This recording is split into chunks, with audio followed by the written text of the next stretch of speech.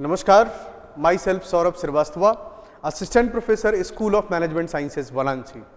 Welcome you to this new series of the video. This is related to business law. It's all about, in this series, I'm going to discuss about business law like Indian Contract Act, Sales of Goods Act, Negotiable Instrument Act, Consumer Protection Act, IT Act. These acts I am going to cover. In this video today I am going to discuss about Indian Contract Act 1872, particularly what is the basic concept of the contract and classification of contract. Let's start. सबसे पहले we need to know what is the importance of contract in our life. Actually में हम लोग को पता नहीं रहता. Started from sunshine, sunrise and end with the sunset. Contract हम सुबह से लेकर शाम तक कॉन्ट्रैक्ट बनाते रहते हैं. हमको ये पता नहीं रहता कि हम कॉन्ट्रैक्ट बना रहे हैं, लेकिन सुबह से लेकर शाम तक कॉन्ट्रैक्ट बनता है. कैसे? सुबह हम उठे, सबसे पहले न्यूज़पेपर वाला न्यूज़पेपर देके गया, तो हम पहला कॉन्ट्रैक्ट हमारे और न्यूज़पेपर वाले के बीच में है. न्यूज़पेपर वेंडर, तो एक कॉन्ट्रैक्ट बन गया सुबह. उसके बाद दूध वाला आया, then another contract with milkman. उसके बाद हम घर से निकले, बस लिया, कोई भी ट्रांसपोर्टेशन सर्विसेज ली, तो उस ट्रांसपोर्टेशन सर्विसेज के साथ भी हमारा कॉन्ट्रैक्ट बना. सब्जी खरीदने से लेके कपड़े खरीदने तक लेके ईच एंड एवरीथिंग, जहां पर भी दो पार्टी हैं और एग्रीमेंट हो रहा है, वहां पे कॉन्ट्रैक्ट का स्कोप है. तो कॉन्ट्रैक्ट ऐसा कोई रॉकेट साइंस नहीं है. It's a very simple phenomena introduced by Indian constitution. Let's start. Indian Contract Act 1872. Indian Contract Act 1872 is passed in Indian Parliament. It is private law and it is applicable to whole India except Jammu and Kashmir. Indian Contract Act ये हमारे Indian constitution का सबसे बड़ा act है. You can believe कि बहुत सारे act ऐसे हैं जो इससे निकाल के बनाए गए हैं, जैसे sales of goods act, Indian partnership act. ये सारे earlier it was a part of Indian contract act 1872. और अभी क्या है? अभी वो एक सेपरेट एक्ट बना है, एक सेपरेट लॉ बना है जो अभी एग्जीक्यूटेड है. तो इंडियन कॉन्ट्रैक्ट एक्ट क्या है और इंडियन कॉन्ट्रैक्ट एक्ट में क्या क्या एलिमेंट हमको स्टडी करना है, उसके बारे में हम आपको बताते हैं. Indian contract act, in Indian contract act it is a general law of the contract. Already it is mention. General law of the contract relates to the essential of valid contract. The first thing is essential of valid contract, कि valid contract के essential element क्या हैं, क्या क्या चीजें होंगी तब हम मानेंगे कि contract is valid. The rule of performance, contract में परफॉर्मेंस, पार्टीज जो है वो परफॉर्मेंस कैसे करेगी उसके बारे में, उसकी कैपेसिटी के बारे में. And the discharge of contract, when contract come to the end, termination of contract is called discharge of contract. तो डिस्चार्ज कैसे होगा कॉन्ट्रैक्ट. और in the case of breach मतलब बीच में कॉन्ट्रैक्ट टूट जाना. In the case of breach of contract, जब कॉन्ट्रैक्ट ब्रीच होता है, then there are some remedies provided by Indian constitution to the aggrieved party. तो it's all about Indian contract act 1872. सबसे पहले हम समझेंगे कि कॉन्ट्रैक्ट क्या है. तो कॉन्ट्रैक्ट को समझने के लिए कुछ बातें हमको समझनी पड़ेंगी पहले. कि देखिए, for the formation of contract, the first thing, the very important thing is what? The important thing is there must be two party. There must be two party. कम से कम दो लोग होने चाहिए. किसी भी कॉन्ट्रैक्ट को बनाने के लिए कम से कम दो लोग होने चाहिए. तो सपोज करिए कि there is party A B, यहां पे दो पार्टी हो गई. then one party is going to offer something and second party is going to accept something. Suppose I want to sell my bike for 50,000. अगर मैं 50,000 में अपनी बाइक बेचने के लिए तैयार हूं, I want to sell my bike to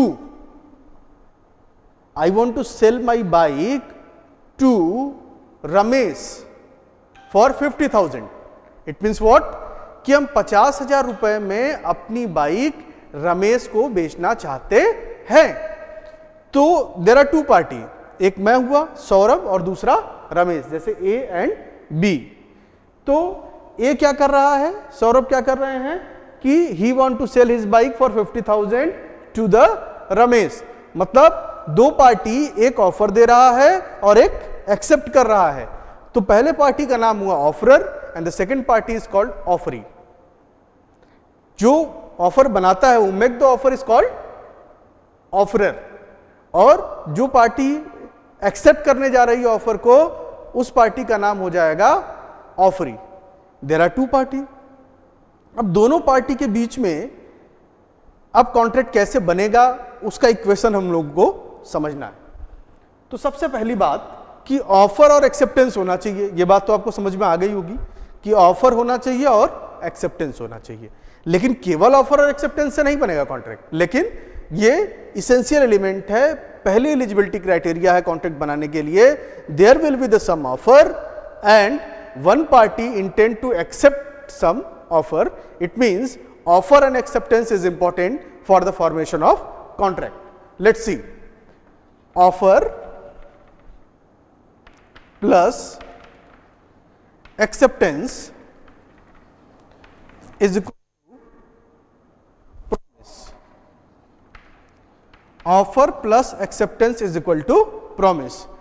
हमने बोला कि हम आप अपनी बाइक 50,000 रुपए में बेचना चाहते हैं. रमेश जी ने बोला कि हाँ, I am ready to purchase your bike for 50,000. वो 50,000 रुपए में हमारी बाइक खरीदने के लिए तैयार हो गए. तो ये पहला काम हुआ कि प्रॉमिस बना. Now we need to know what is promise. देखिए यहां पे हमने लिखा है according to section 2 subsection B of Indian contract act 1872, a proposal when accepted become a promise. Very simple. A proposal when accepted become a promise. तो promise बन गया. तो offer plus acceptance is equal to promise. मैंने proposal दिया भाई 50,000 रुपए में बेचना चाहते हैं बाइक. रमेश जी ने कहा कि yes, I am ready to purchase your bike for 50,000. 50,000 रुपए में हम आपकी बाइक खरीदने के लिए तैयार हैं. तो जब खरीदने के लिए तैयार हैं तो वो क्या हो गया कि हमारा प्रपोजल एक्सेप्ट हो गया, तो प्रॉमिस बन गया. Now the second thing, promise plus consideration. Promise plus consideration is equal to agreement. Promise plus consideration is equal to agreement. तो एक नया वर्ड फिर से आ गया भाई. अब इसको समझना पड़ेगा कि कंसिडरेशन क्या है. Consideration means something in return. Something in return. Consideration को कैसे समझते हैं. चलिए, हम अपनी बाइक अगर रमेश जी को बेचना चाहते हैं 50,000 में, तो दोनों पार्टी को क्या मिल रहा है. रमेश जी को क्या मिल रहा है, बिल्कुल सही, रमेश जी को क्या मिलेगी, बाइक. हमको क्या मिलेगा, 50,000 रुपए. तो 50,000 रुपए और बाइक क्या है, कंसिडरेशन है. मेरे लिए कंसिडरेशन क्या है, as a seller of bike मेरे लिए कंसिडरेशन क्या है, money is the consideration. Ramesh ji के लिए क्या है, बाइक इज द कंसिडरेशन. तो इट मींस कि समथिंग इन रिटर्न होना चाहिए. दोनों पार्टी को कुछ ना कुछ मिलना चाहिए, तब जाके कॉन्ट्रैक्ट बनता है. देखिए, अगर हम किसी को कोई दान देते हैं, ठीक है, चैरिटी होती है, तो चैरिटी में क्या है, केवल एक पक्ष को मिलता है, तो वहां पे कॉन्ट्रैक्ट नहीं बनता. किसी को गिफ्ट देते हैं तो वो कॉन्ट्रैक्ट नहीं बनता. इसीलिए यहां पे समथिंग इन रिटर्न, ये सब एक्सेप्शन है जो हम बता रहे हैं आपको. कुछ ना कुछ दोनों पार्टी को मिलना चाहिए. बात समझ में आ गई कि अगर हम बाइक बेच रहे हैं तो रमेश के लिए बाइक कंसिडरेशन हो गया और मेरे लिए पैसा कंसिडरेशन हो गया.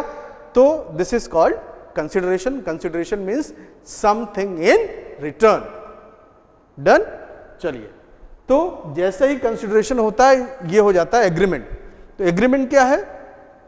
According to section 2H of Indian Contract Act 1872, sorry, section 2E, every promise and set of promises forming consideration for each other।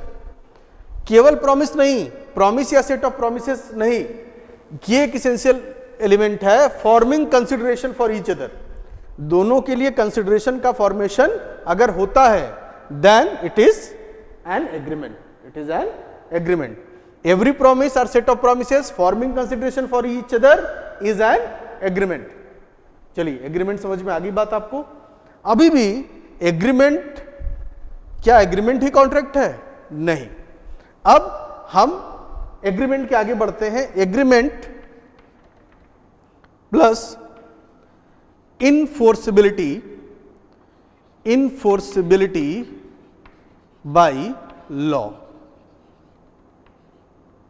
is equal to contract। Offer plus acceptance is equal to promise, promise plus consideration is equal to agreement, agreement plus enforceability by law is equal to contract। Now one again new word introduced is enforceability by law। Enforceability, forcibility means able to enforce। Enforceability means able to enforce where? In court, able to enforce in court। तो कहने का मतलब ये है, अगर देखिए साधारण तरीके से समझिए, ये सब्जेक्ट ऐसा है कि बच्चे जब किताब पढ़ते हैं तो उनको लगता है, बुक की स्टडी करेंगे तो लगता है कि भाई इतने सारे लीगल वर्ड हैं इसलिए जल्दी से कॉन्सेप्ट फॉर्मेशन नहीं हो पाता। तो यहाँ पे हम एक एक वर्ड जो है लीगल वर्ड उसकी क्लैरिटी लाएंगे जिससे आप लोगों को किसी भी फिनोमेना को समझने में आसानी होगी। तो enforceability by law, enforceability by law means creates obligation, creates legal obligation. मतलब now you are bound to do it. अब आप जो प्रॉमिस किए हैं उसके लिए आप बाध्य हैं, वो काम आपको करना पड़ेगा। अगर नहीं करेंगे तो this is the case of breach of contract. अगर नहीं करेंगे तो वो केस किसका हो जाएगा? ब्रीच ऑफ कॉन्ट्रैक्ट का। ब्रीच ऑफ कॉन्ट्रैक्ट जब हो जाएगा तो हमने पहले ही बताया था कि there are some remedies provided by the Indian constitution. Remedies means उपचार, मतलब एग्रीव्ड पार्टी मतलब उत्पीड़ित पक्ष कि जिसके साथ अन्याय हुआ है। आपने प्रॉमिस किया था, आपने वादा पूरा नहीं किया तो दूसरी पार्टी के साथ अन्याय हुआ ना, तो वो party, opposite party is called aggrieved party. Aggrieved party, तो aggrieved party have some remedies which is given by Indian constitution. तो कहने का मतलब ये है कि वो कैसे रेमेडीज का लाभ कैसे उठाएंगे? जब वो कोर्ट जाएंगे। ठीक है, तो दो बात समझिएगा बहुत ही क्लियर इनफोर्सिबिलिटी में, एबल टू इनफोर्स, नहीं करता है तो हम कोर्ट में जाके करवाएंगे, पहली बात। दूसरी बात, create legal obligation, it means bound, now you are bound to do this particular work which already you have promised. जो आपने वादा किया है वो आपको पूरा करना पड़ेगा, नहीं तो सामने वाली पार्टी कोर्ट जा सकती है। This is the means of enforceability by law. Now अभी हमको लग रहा है कि अब आपको कॉन्ट्रैक्ट में कोई कंफ्यूजन नहीं होगा कि कॉन्ट्रैक्ट है क्या। This is very simple. Offer plus acceptance is equal to promise, promise plus consideration is equal to agreement, agreement plus enforceability by law is equal to contract. Here an agreement enforceable by law is called contract as per section 2 subsection H of Indian Contract Act 1872. An agreement enforceable by law is called contract। समझ में आ गया? आगे बढ़ते हैं।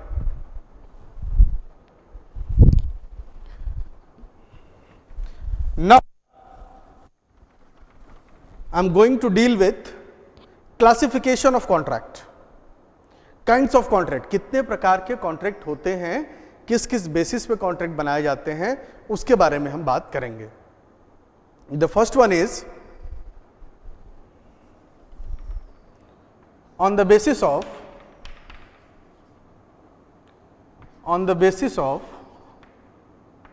creation, on the basis of creation, on the basis of creation, we are dealing with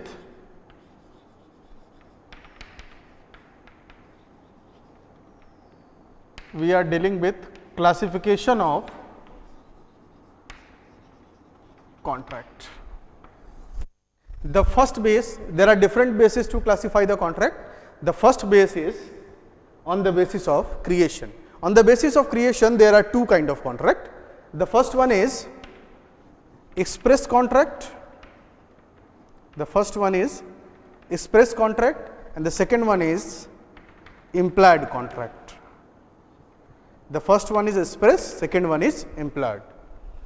बड़ा ही आसान है, सबसे आसान चीज़ें हैं. This is the base of the business law, जिसको इंडियन कॉन्ट्रैक्ट एक्ट ठीक से जो समझ लिया, आगे के कॉन्ट्रैक्ट समझने में 50% एफर्ट करना है केवल. तो और ये सारे एग्जामिनेशन पॉइंट ऑफ व्यू से भी ये बड़ा ही इंपॉर्टेंट है. क्लासिफिकेशन ऑफ कॉन्ट्रैक्ट से एक क्वेश्चन जरूर आता है, इधर इन BBA, BCom, MBA, कहीं भी किसी भी कोर्स में. तो ध्यान से समझिएगा. On the basis of creation there are two kind of contract. The first one is the express contract and second one is the implied contract. Express contract, this is very clear with the name express. Express मतलब हम express करेंगे either oral or written, या तो लिखित होगा या तो मौखिक होगा. अगर हमने रमेश जी से बोला कि I want to sell my bike for 50,000 rupees, तो हमने क्या किया, एक्सप्रेस किया. ओरल ही बोला तो एक्सप्रेस किया, तो this is called express contract. हमने मेल लिखा किसी को कि हम ये सेल करना चाहते हैं, वहां से एक्सेप्टेंस आया, तब क्या हो गया, रिटन हो गया. तो इट मीन्स इधर ओरल और रिटन अगर है कोई कॉन्ट्रैक्ट, तो this is called express contract. And the next one is, I hope समझ में आ गया हो गया. The next one is implied contract. What is implied contract? Neither oral nor written, ना ही लिखित है ना ही मौखिक है. फिर कैसे बना भाई कॉन्ट्रैक्ट? ना आपने लिखा ही ना आपने बोला ही, तो कैसे बन जाएगा कॉन्ट्रैक्ट? लेकिन ये कॉन्ट्रैक्ट बनता है. Implied contract is what? It is by conduct of the people. It is by conduct of the people, the course of action. Conduct of the people or course of action, or maybe there are some circumstances in the particular case.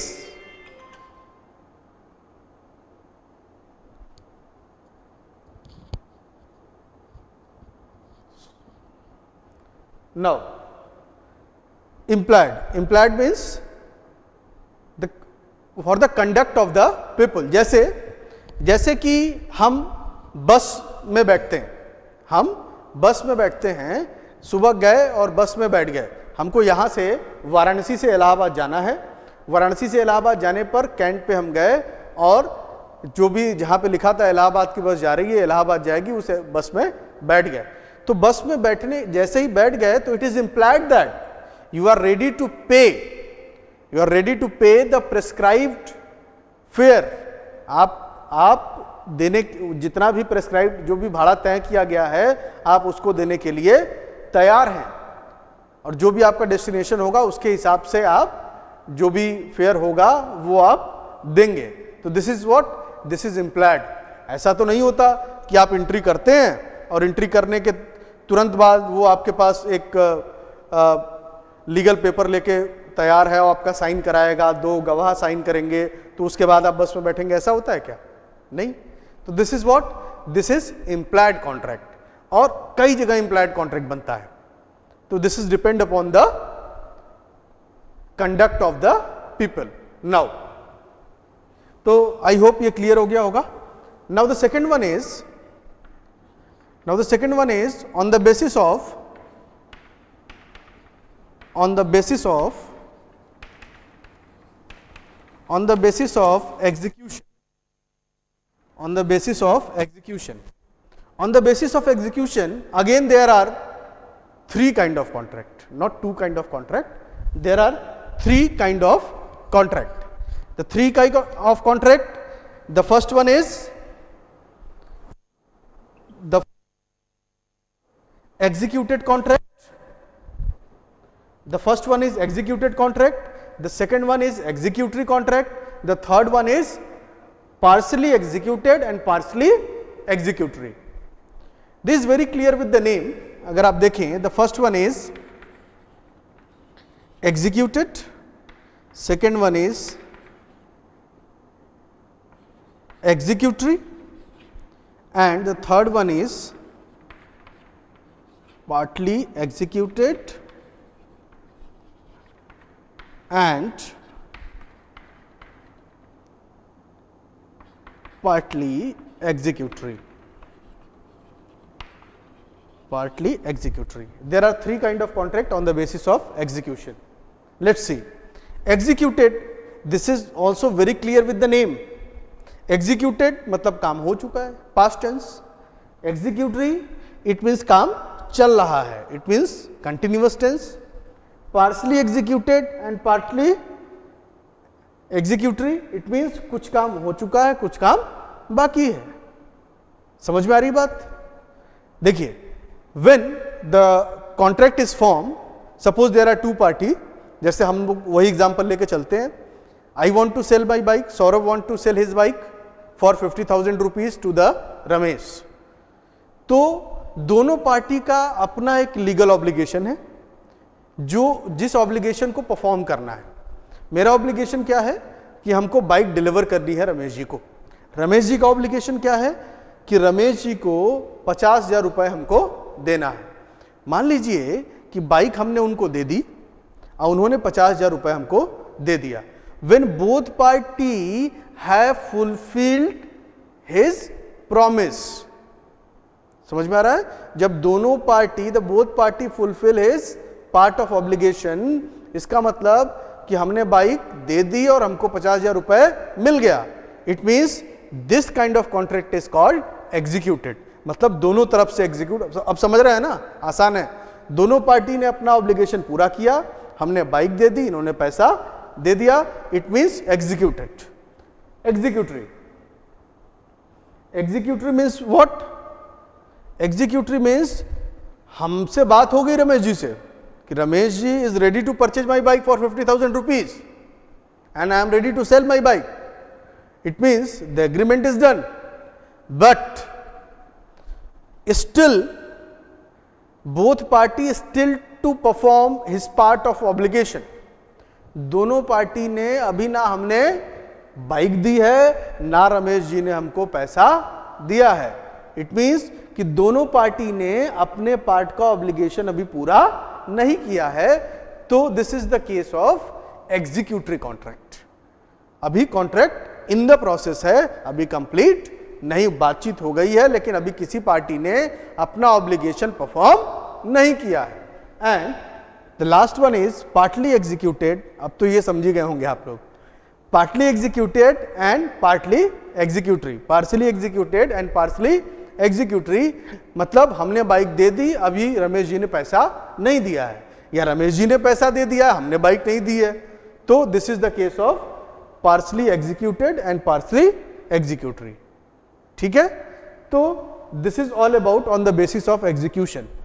अब जो हम बताने जा रहे हैं वो सबसे important है, 100% आपके एग्जामिनेशन में आने वाला है, उसके बारे में बात करेंगे. ध्यान से सुनिएगा.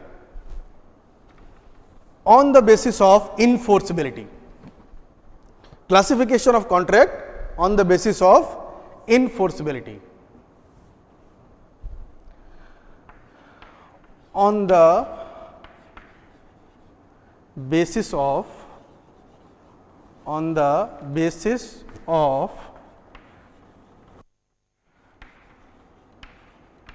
enforceability.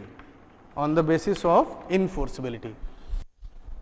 अब एक एक करके समझते हैं. The first one is valid contract. The first one is valid contract. Valid contract means what? The contract satisfy the all condition of the valid contract। मतलब इसका मतलब क्या है कि जितने इसेंशियल एलिमेंट्स हैं वो हम डिस्कस करेंगे नेक्स्ट वीडियो में, कि जितने भी इसेंशियल एलिमेंट हैं वैलिड कॉन्ट्रैक्ट के वो सारे अवेलेबल हैं in the case of valid contract. अगर कॉन्ट्रैक्ट वैलिड कब होगा? जब all essential elements are available in the case of valid contract. भाई प्रॉपर ऑफर होगा, प्रॉपर एक्सेप्टेंस होगा, कंसिडरेशन होगा, फ्री कंसेंट होगा, लीगल ऑब्जेक्ट होगा, लीगल कंसिडरेशन होगा, सर्टेनिटी होगी, बहुत सारे हैं। तो वो सारे इसेंशियल एलिमेंट अगर अवेलेबल हैं तो इट मींस वो कॉन्ट्रैक्ट हमारा वैलिड कॉन्ट्रैक्ट होगा।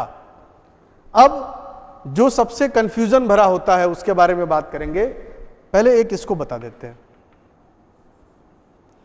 Wide agreement. तो यहां से आपको बात समझ में आएगी। वाइड एग्रीमेंट मीन्स, देखिए एक नया लीगल वर्ड लिख रहे हैं,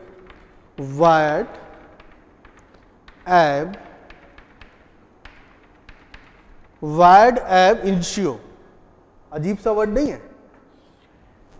वाइड एब इंशियो, इसका मतलब है, this is legal word, void ab initio means void at initial level.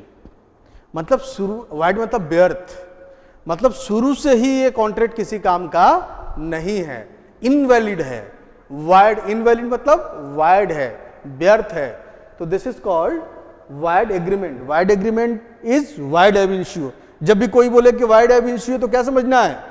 Wide at initial stage, जब कॉन्ट्रैक्ट बन रहा है तभी से इनवैलिड है। जैसे अगर हम कोई कॉन्ट्रैक्ट बनाते हैं किसी अनसाउंड माइंडेड पर्सन के साथ बनाते हैं, सामने वाला व्यक्ति पागल है, अगर हम उसके साथ कोई कॉन्ट्रैक्ट बनाते हैं तो इट इज व्हाट? क्योंकि जो अनसाउंड माइंडेड पर्सन है, he is not eligible to make a contract, he is not competent to make a contract. इसलिए अगर वो कॉन्ट्रैक्ट बनता है तो वो कॉन्ट्रैक्ट इनिशियल लेवल से ही वाइड है, वो एग्रीमेंट इनिशियल लेवल से ही वाइड है। तो उसको हम बोलेंगे this is the case of wide ab इंशियो, और उसको बोलेंगे वाइड एग्रीमेंट। ठीक है? नाउ जिसमें बच्चे फंसते हैं कि सर ये नहीं समझ में आया, एग्जाम में पूछेगा या एग्जाम में आया है सर, कंफ्यूजन हो रहा है कि व्हाट इज वाइड कॉन्ट्रैक्ट। मैं आपको बताऊं, wide contract is valid at initial stage. Initial stage से ये वाइड नहीं होता। When the contract ceases, ceases is the new word, ceases means come to the end। it means जब contract अंत में आता है, come to the end। तो in the case of wide contract, the contract is valid as initial stage। Example अभी देंगे आप लोगों को।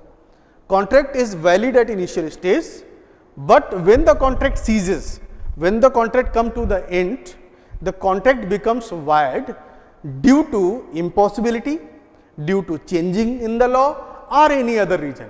कोई भी ऐसी चीज हो गई जिसकी वजह से वो void हो गया, तो this is called void contract। मान लीजिए कि there are two party A and B, A and B की शादी तय हो गई, A and B की शादी तय हो गई, और ये हुआ कि भाई 11 तारीख को शादी है। ठीक है? 11th ऑफ दिसंबर कोई शादी है। 11th ऑफ दिसंबर के सुबह सुबह ए बी में से बी पार्टी की डेथ हो गई, तो क्या ये अब कॉन्ट्रैक्ट बन पाएगा ए और बी के बीच में? जब एक पार्टी की डेथ हो गई तो it is impossible to perform, it is impossible to perform. इसका मतलब कि contract is valid at initial stage, जब शादी तय हुई थी contract is valid at initial stage, but now contract become void due to impossibility. तो this is called void contract. I hope concept समझ में आया होगा, इंपॉर्टेंट है। एक और एग्जांपल दे देते हैं।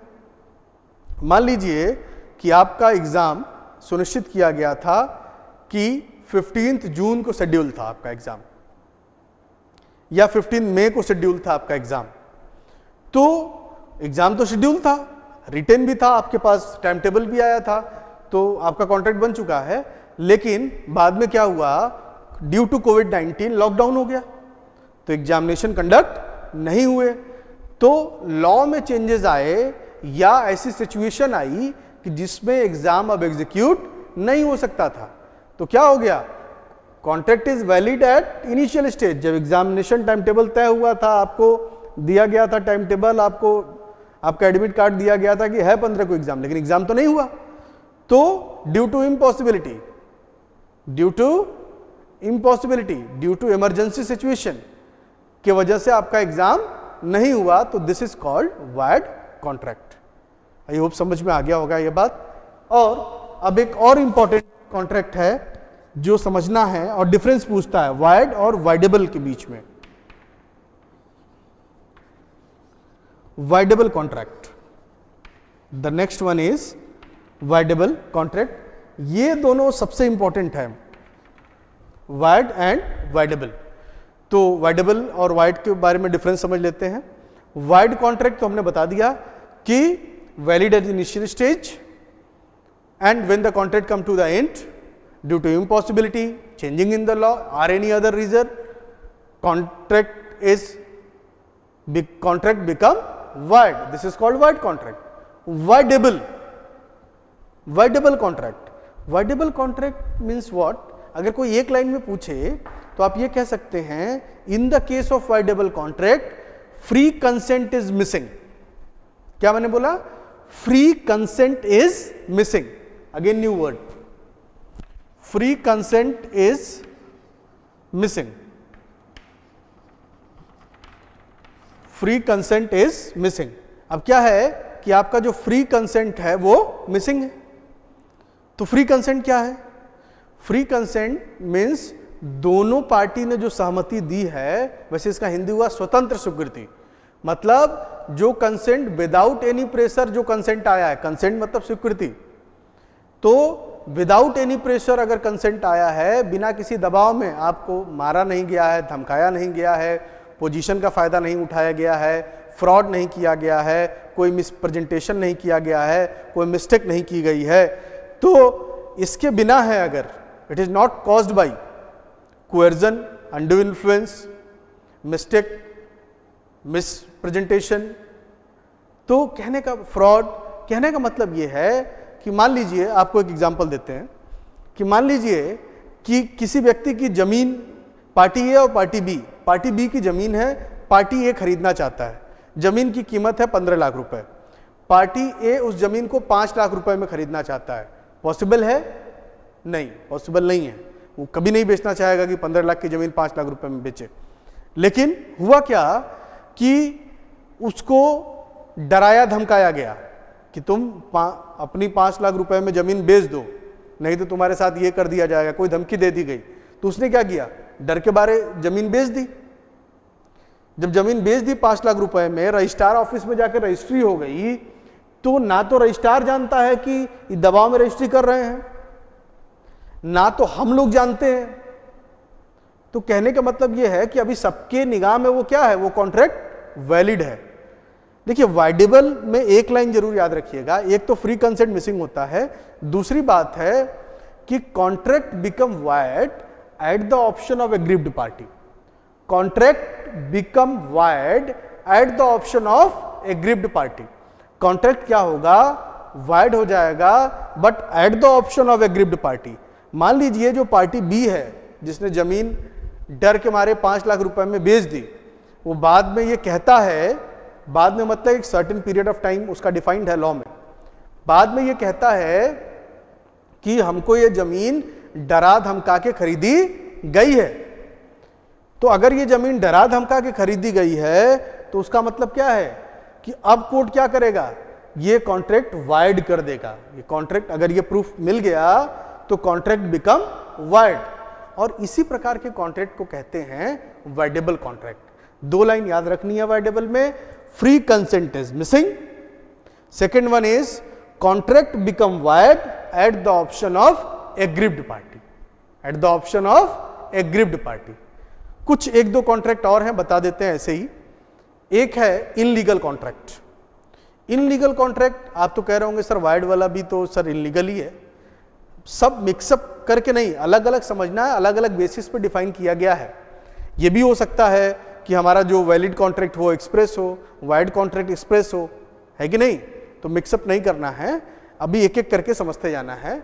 इनलीगल मतलब क्या कि the action which is forbidden by law, ऐसा कोई काम जो गैर कानूनी है, उस कार्य को करने के लिए अगर आप कॉन्ट्रैक्ट बनाते हैं, सपोज ए ने बी को 1 लाख रुपए दिए सी के मर्डर करने के लिए,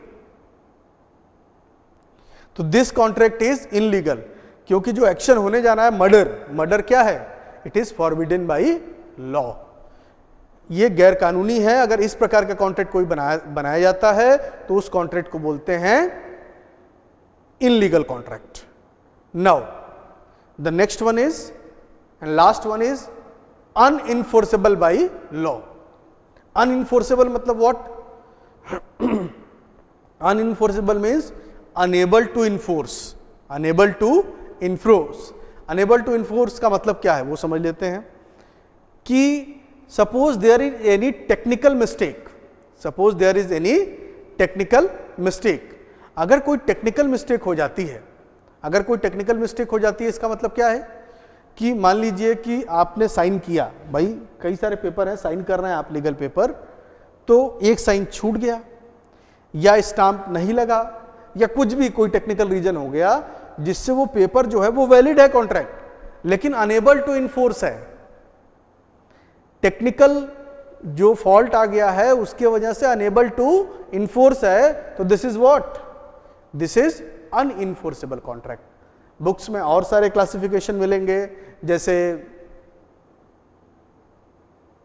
यूनी एंड बाई, एक तरफा कॉन्ट्रैक्ट है या दोनों तरफ से, लेकिन जो इंपॉर्टेंट्स हैं वो सारे मैंने कवर कर दिए हैं। That's all about basic concept of the contract as well as classification of contract. Thank you very much, धन्यवाद।